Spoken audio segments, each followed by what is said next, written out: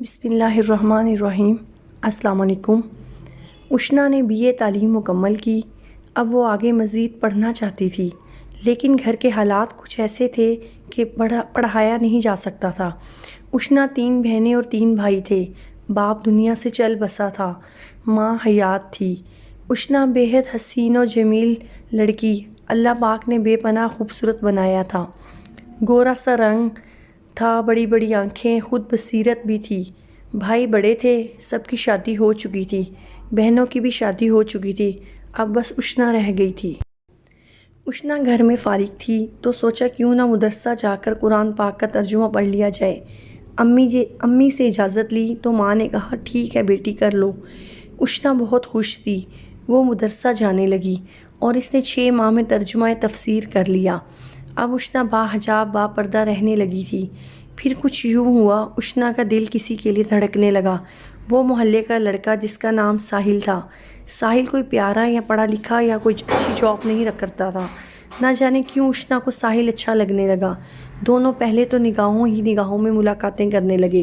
کبھی اشنا نے دروازے پر کھڑا ہونا اور گلی سے گزرتے ہوئے ساحل نے دیکھ لینا، اور کبھی چھت پہ کھڑے اشاروں سے باتیں کرنا۔ رفتہ رفتہ وہ قریب آتے گئے، محبت کا دیا روشنائی دینے لگا، دل میں خوشبوئے محبت مہکنے لگی۔ پھر پہلی بات چاند رات کو ساحل ہاتھ میں چوڑیاں لیے اشنا کو بلا رہا تھا۔ اشنا دبے پاؤں دروازے پہ آئی۔ ساحل نے جلدی سے اشنا کا ہاتھ پکڑا اور ہاتھ پہ ایک بوسہ دیا۔ دل زور زور سے دھڑکنے لگا۔ اشنا نے گفٹ لیا اور کہا اب جاؤ، اور ہاں یہ میرا فون نمبر۔ ٹھیک ہے، ساحل مسکراتے ہوئے چلا گیا۔ عید کے دن اشنا سج سنور کر چوڑیوں کی خوبصورت پائل کی چھنکار گلی سے گزر کر اپنے چاچو کے گھر جا رہی تھی۔ ساحل سامنے کھڑا دیکھ رہا تھا۔ عاشق جب محبوب کو دیکھے تو وہ زمانے کو بھول جاتا ہے اور محبوب کی آنکھوں میں فنا ہو جاتا ہے۔ محبت آہستہ آہستہ سفر طے کرنے لگی۔ دونوں میں محبت شدت اختیار کر گئی۔ ساحل نے وعدہ کیا میری جان ہم ضرور شادی کریں گے، چاہے کچھ بھی ہو جائے، لیکن ابھی ساحل کوئی کام نہیں کرتا تھا۔ اشنا پیار سے بولی ساحل میری امی میرے لیے رشتہ دیکھ رہی ہیں، تم اب کچھ کرو، اپنے گھر بات کرو۔ ساحل مسکرا کر بولا تمہاری امی کو دیکھنے دو رشتہ، میں کروں گا بات اپنی امی سے۔ اشنا تم کو کھو کر میں کسی خوفناک کھنڈر کی مانند اسیب زدہ ہو جاؤں گا، جس کو دیکھ کر لوگ خوف کھائیں گے اور مجھے زمانہ عشق زدہ کہہ کر فنا کر دیں گا۔ اشنا میں اب تمہارے ساتھ رہنا چاہتا ہوں، تمہارے ساتھ جینا چاہتا ہوں، تمہارے ساتھ مرنا ہے مجھے۔ اشنا کی آنکھ سے آنسو چھلکا۔ ساحل تم کو کیا لگتا ہے عشق کی آگ کیا تمہارے ہی سینے میں جل رہی ہے؟ یاد رکھنا ساحل، اگر تم نے مجھے نہ اپنایا تو میں خود کو اتنا درد دوں گی کہ تم میرے انجام پر رونے لگو گے۔ ساحل مسکرایا۔ کیا کہہ رہی ہو پاگل، بہکی بہکی باتیں نہ کیا کرو، کبھی کبھی تو قسم سے مجھے تم سے ڈر لگتا ہے۔ اشنا ہنسنے لگی۔ نہیں ساحل، بات ڈر کی نہیں ہے، محبت کی ہے، جو تم سے میں بے پناہ کرتی ہوں۔ تمہارے خوابوں میں جینے لگی ہوں، تمہاری ہر بات میری سر آنکھوں پر ہے۔ محبت عروج پہ تھی۔ ساحل نے اپنے گھر بات کی۔ چونکہ اشنا بہت پیاری تھی، پڑھی لکھی بھی تھی، ساحل کے گھر والوں کو کوئی اعتراض نہ تھا۔ کچھ دن گزرے، ساحل کے امی ابو اشنا کے گھر آئے۔ اشنا کی ماں سے رشتے کی بات کی تو ماں نے کہا آپ کا بیٹا کوئی کام دھندہ کرتا نہیں، اور میں تو اپنی بیٹی کے لیے کوئی 4 پیسے کمانے والا لڑکا ڈھونڈوں گی۔ سو اشنا کی ماں نے صاف انکار کر دیا۔ جب ساحل کو پتہ چلا وہ تڑپنے لگا۔ اب دل چاہ رہا تھا اشنا کو بھگا کر لے جائے، لیکن گھر میں اپنی جوان بہن کی جانب دیکھتا اور خاموش ہو جاتا۔ میں اشنا کو لے جاؤں اور کوئی میری بہن کے ساتھ ایسا نہ کرے۔ اب دونوں رو رہے تھے، کیا کریں؟ ساحل نے مسکرا کر کہا میں دبئی چلا جاتا ہوں، تمہاری امی سے بات کر لیتے ہیں، 2 سال میں خود کو سیٹل کر لوں گا۔ اشنا کی امی سے بات کی تو فیصلہ یہ ہوا ساحل دبئی چلا گیا، جب 4 پیسے کمانے لگ جائے تو ہم دونوں کی شادی کر دیں۔ ساحل کو گئے ابھی 8 ماہ ہوئے تھے کہ ساحل کی وہاں کسی کے ساتھ لڑائی ہو گئی۔ وہاں کی پولیس نے ساحل کو جیل میں ڈال دیا۔ ادھر اشنا کی ماں کو ایک رشتہ کسی نے بتایا، لڑکا پراپرٹی ڈیلر تھا، اپنا گھر گاڑی بینک بیلنس سب کچھ تھا، ہاں بس اشنا سے کوئی 10 سال بڑا تھا۔ ماں نے اس رشتے کی بات چلائی۔ اس لڑکے کا نام توحید تھا۔ توحید سے ملاقات ہوئی۔ توحید نے بتایا اس کے ماں باپ نہیں ہیں، ایک بہن ہے اور وہ بھی کراچی میں رہتی ہے بچوں کے ساتھ۔ توحید کا گھر دیکھا، محل نما گھر تھا اور 2 عدد کاریں بھی کھڑی تھی۔ اشنا کی ماں کو توحید بہت پسند آیا۔ اشنا سے بات کی تو اشنا نے صاف انکار کر دیا۔ میں مر سکتی ہوں لیکن ساحل کے علاوہ کسی سے شادی نہیں کروں گی۔ ماں نے اشنا کو مجبور کیا شادی کے لیے۔ اشنا کو اپنی قسم دی، توحید سے شادی کر لو۔ اشنا روتی چیختی رہی۔ ادھر ساحل کا نمبر بند تھا، کیا کرتی، کس کو بتاتی؟ بھائی جو پوچھتے نہ تھے، ماں کے سامنے کوئی بولتا نہ تھا۔ اشنا بے بس تھی، زبردستی توحید سے شادی کروا دی۔ چیخ چیخ کر روتے ہوئے اشنا نے توحید کو قبول کیا۔ قیامت کیا ہوتی ہے کبھی اس سے پوچھنا، جس کے دل میں کوئی اور دھڑکتا ہو اور اس کا ہاتھ کسی اور کے ہاتھ میں ہو۔ اشنا توحید کے ساتھ ودا ہو گئی۔ سچ تو یہ تھا، اب ساحل کے بنا اشنا نے جینا چھوڑ دیا تھا۔ اشنا تھی تو خوبصورت، لیکن اب خوبصورتی ماند پڑنے لگی تھی، کیونکہ اسے لگتا تھا ساحل جان بوجھ کر اسے چھوڑ گیا تھا۔ نہ کوئی فون، نہ کوئی کال۔ ساحل کے گھر والے بھی کچھ نہیں جانتے تھے۔ توحید نے آہستہ سے کہا، اشنا اب میری بیوی ہو تم، میں تمہارے بارے میں سب جانتا ہوں۔ تم کسی سے پیار کرتی تھی، بھول جاؤ اب اسے اور مکمل میری ہو کر رہو۔ اشنا کانپتی آواز میں بولی، میں اس شادی کو شادی نہیں مانتی، یہ سودا کیا ہے تم نے میری ماں کے ساتھ۔ توحید پیار سے بولا، اشنا میں بحث نہیں کرنا چاہتا، نہ تو کسی نے کوئی سودا کیا ہے نہ کوئی زبردستی ہوئی ہے۔ یہ دیکھو، یہ گھر تمہارا ہے، تم اس کی مالکن ہو، میرا سب کچھ آج سے تمہارا ہے۔ اشنا روتے ہوئے بولی، توحید مجھے طلاق دے دو، میں تمہارے ساتھ نہیں رہنا چاہتی۔ اس بار تو توحید کو غصہ آ گیا۔ اس نے اشنا کے منہ پہ تھپڑ مار دیا، کتے کی طرح بھونکنا بند کرو، آج کے بعد میں تمہارے منہ سے ایسی کوئی بکواس نہ سنوں۔ اشنا رونے لگی، میری امی نے بہت غلط کیا میرے ساتھ، مجھے زندہ لاش بنا دیا ہے۔ تھوڑی دیر بعد توحید پاس آیا۔ اشنا سوری میری جان، غصے میں ہاتھ اٹھ گیا تھا۔ اشنا آنسو صاف کیے کروٹ بدل کر لیٹ گئی۔ دن گزرتے گئے۔ ساحل دبئی میں جیل سے رہا ہو گیا۔ جب اسے پتہ چلا اشنا کی شادی ہو گئی ہے تو وہ پاکستان آیا۔ اس نے کافی تماشا کیا اشنا کی ماں کے ساتھ، لیکن اب کیا کیا جا سکتا تھا؟ ساحل کے ماں باپ نے سمجھایا، بیٹا اب جو ہونا تھا ہو گیا، ہر کام میں اللہ پاک کی بہتری ہوتی ہے، تم اب کسی اور سے شادی کر لو۔ ساحل بھی پہلے نہ مانا، پھر آخر والدین نے ضد کی تو اس نے بھی شادی کر لی۔ وقت گزرنے لگا تھا، اشنا خاموش ہو گئی تھی۔ اس نے توحید کو قبول کر لیا تھا۔ اب وہاں ایک لڑکا توحید کا ہمسایہ، وہ اشنا پہ عاشق ہو گیا تھا۔ وہ اشنا کو باتوں ہی باتوں میں اپنی عاشقی کا اظہار کرتا تھا۔ وہ اشنا سے ہمدردی کرتا، اشنا سے محبت بھری باتیں کرتا۔ اشنا سمجھتی تھی کہ وہ لڑکا عادل کس نظر سے اس سے بات کرتا ہے، لیکن خاموش رہتی۔ توحید ہر روز اشنا کو ڈنر کروانے باہر لے کر جاتا اور بڑے بڑے ہوٹل میں لے کر جاتا۔ کینڈل نائٹ ڈنر کیا کرتے تھے۔ توحید نے اپنا ATM کارڈ اشنا کے ہاتھ پہ رکھا اور کہا، جو دل چاہتا ہے خریدو، جو دل کرتا ہے کھاؤ پیو، سب پیسہ تمہارا ہے۔ اشنا خاموش رہتی۔ اشنا کو ایک دن ساحل کی بہت یاد آ رہی تھی۔ اشنا نے اس لڑکے کو اپنی ساری بات بتائی جو اس کا ہمسایہ تھا۔ عادل سے کہنے لگی، مجھے کسی طرح سے ساحل کا نمبر لا دو۔ عادل مسکرا کر بولا، اشنا لا دوں گا، مجھے بتاؤ ساحل کا گھر کہاں ہے۔ عادل کو ایڈریس دیا۔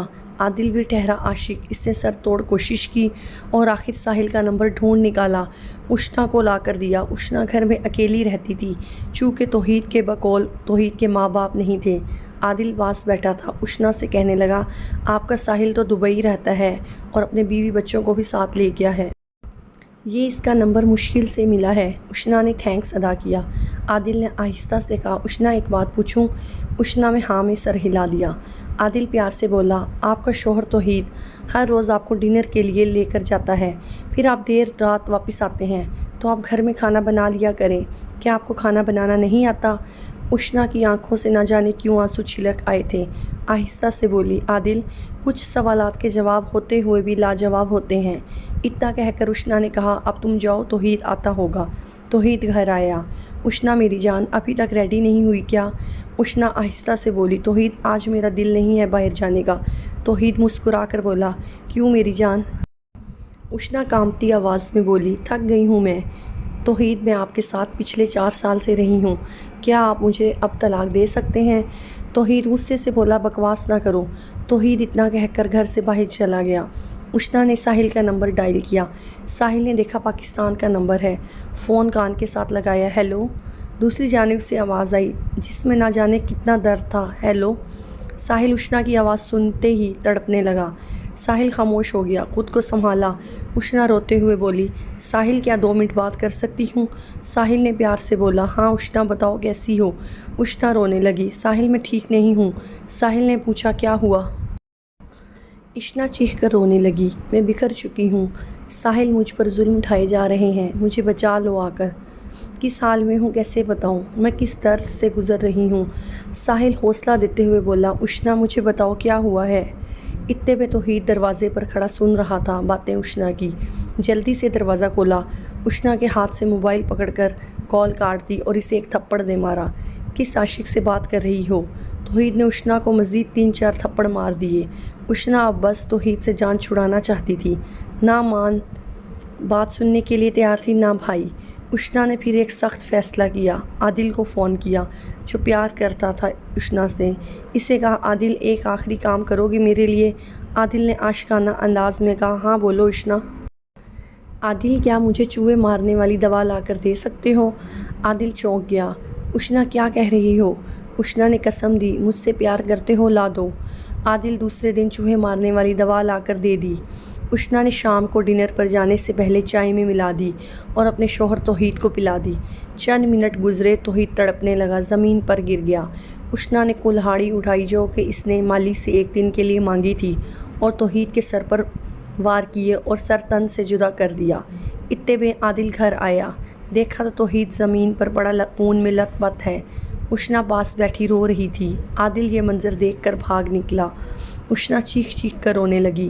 جب اشنا بھی وہاں سے بھاگنے لگی تو محلے والوں نے دیکھا اشنا کے کپڑے خون سے لت پت ہیں تو انہوں نے اشنا کو پکڑ لیا۔ سب کو پتہ چل چکا تھا کہ اشنا نے اپنے شوہر کو قتل کر دیا ہے۔ پولیس کو کال کی، اشنا کو ہتھکڑیاں لگا کر لے گئی۔